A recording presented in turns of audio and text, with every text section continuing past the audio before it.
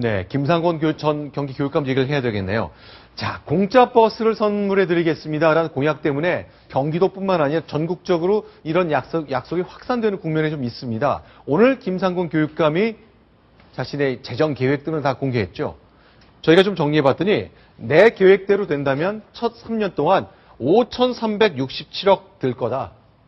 충분히 큰 돈 들이지 않고 할 수 있다. 이런 계획을 내놨습니다. 네. 자, 그럼 오늘 김상곤 전 교육감이 내놓은 그 방안, 직접 교육감의 목소리를 들어보겠습니다. 어르신 무상버스에는 520억 원 정도가 필요합니다. 장애인 무상버스는 6억 원 이내, 초중학생 무상버스는 약 431억 원이 들어가는 것으로 추산됩니다. 차태는 이들 세 가지 무상버스가 운영될 예정입니다. 네, 자, 지금 말씀을 들어보면 뭐 숫자가 계속 급하게 나열됐기 때문에 좀 쉽게 이해가 안 될 수 있는데 좀 정리를 해 주십시오. 계획이 뭐였습니까? 단계적으로 네. 무상버스를 하겠다는 겁니다. 네. 처음에 이제 무상버스 얘기 나왔을 때 네. 여러 군데에서 또 복지 포퓰리즘이냐 네. 비판이 많았고 그래서 단계적으로 하겠다.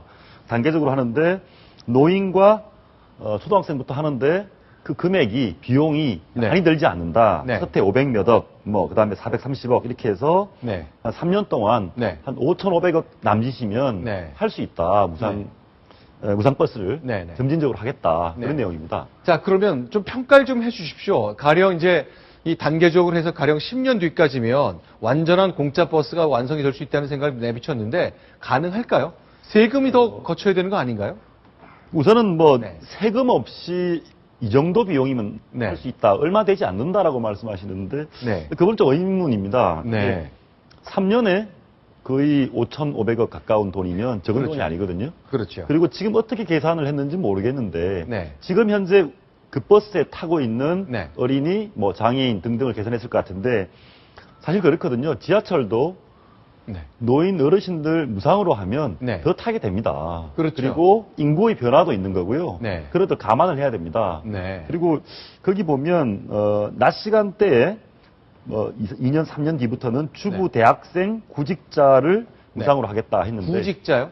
구직자 직장을 구하는 사람 그러면 이제 20대 청년들 중에 일자리 못 구하는 분들은 그분들도 공짜 버스를 탈 수 있는 거네요. 그러니까 직장이 이제 있으면 못 타고 없으면 탈 수 있고 그런 거네요. 점진적으로 하는 과정에서 그런 네. 건데요. 사실 여기 보면 이제 지금 당장은 아니고요. 점차적으로 하겠다는 건데 네. 사실 지금 대학 진학률 계산해 보면 네. 20대 초반은 다 대학생입니다. 대부분. 그렇죠. 뭐 80%가 대학생이니까요. 이런저런 걸 감안했을 때 과연 이것이 맞는가? 네. 구체적으로 네. 저쪽에 그 김상곤 교육감 쪽에서도 충분한 자료가 있겠지만 네. 네. 이 부분이 세금 없이 될 수 있나 하는 생각이 들고요. 네. 참고로 제가 찾아보니까 네. 서울 지하철이 네. 지금 이제 어르신들만 무임을 하는데 네. 그 무임으로 승차하신 인원이 전체 네. 이용객이 13%입니다. 네. 그리고 한 해 손실이 2,700억 가까이 되거든요. 그렇죠. 아하. 그리고 이게 서울 지하철 적자의 71%를 차지합니다. 아하. 어르신들, 어린아이들 무상으로 태워주면 좋죠. 네. 그 바람직한데 지금 과연 무상교육을 할 거냐. 네. 또 부유한 노인들도 계시고요. 네. 지금은 오히려 서민들에게 이렇게 나이 네. 무상 이게 아니고 경제적으로 서민들을 좀 더 배려해야 되는 게 아닌가 하는 게 대체적인 평가입니다. 네. 그렇지만 구체적인 안을 내시겠다고 하니 좀 더 들여다볼 필요는 있을 것 같습니다. 지난주 네. 일요일에 이제 김상곤 전 교육감이 출마 선언하면서 네. 그 어떤 재원을 어떻게 마련하겠다는 얘기는 안 했거든요. 얘기를 그리고 이제 네.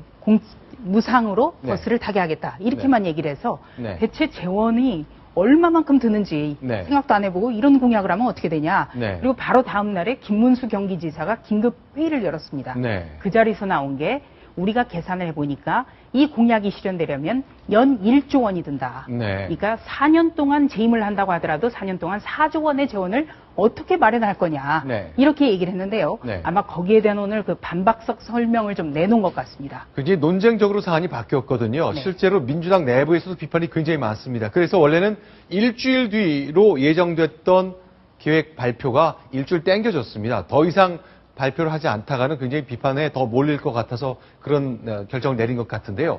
역시 가장 매세운 거는 당내 동료의 비판입니다. 오늘 같이 경험을 하게 될 김진표 의원이 이런 얘기를 내놨습니다. 같이 들어보시겠습니다. 한마디로 무상버스 공약이라는 게 한마디로 급조된 후보가 서 있고 무척이만 공약을 내놔가지고 새정치민주연합에 대한 신뢰를 떨어뜨리는 그런 정치라고 생각합니다. 이건 좀 실천 가능성을 생각을 해보고 해야지 전혀 될 수 없는, 더군다나 다음 도지사 임기 내에는 전혀 실현 불가능한 예. 그런 공약을 내놨다는 생각이고요. 네.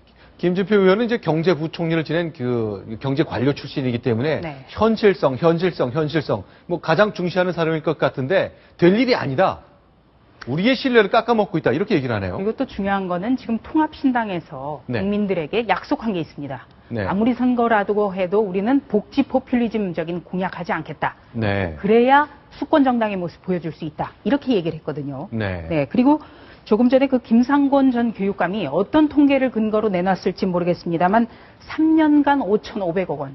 이거 네. 엄청난 돈입니다. 그렇죠. 그리고 그 청년 실업자들을 버스를 무료로 태워주겠다고 그렇죠. 했는데 네. 그거보다 중요한 거는 바로 그 청년 실업자들이 없게끔 네. 우리가 일자리를 만들어주는 것에 더 신경을 써야 되지 않나. 이런 비판이 민주당에서도 나오고 있습니다.